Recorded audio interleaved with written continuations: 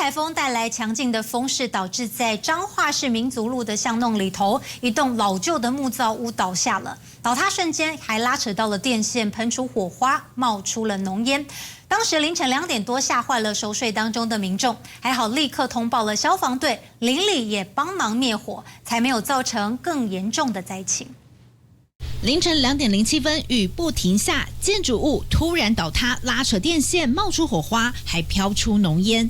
这是一栋位于彰化市民族路巷弄内的旧式木造平房，年久失修，在8威台风阵风不断灌入下，轰然倒下。巨大的声响与震动将睡梦中的邻居全数惊醒。什么原因？台风啊！台风是风大还是讲雨伤济？风大，这个风水多喝水了，预兆的预感啊。 木造房倒塌处已经拉起封锁线，只见木头、铁皮散落，变成废墟，完全看不出建筑物本身样貌。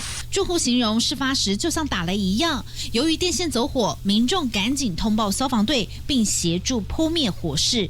根据了解，这栋建筑物没有人居住，屋龄超过数十年。这回8威台风带来的风势，让老屋应声倒塌。还好当时是深夜，否则可能伤及路过民众。 消防局也呼吁民众，台风期间要更加留意老旧建物的结构安全。东新闻陈永毅在彰化报道。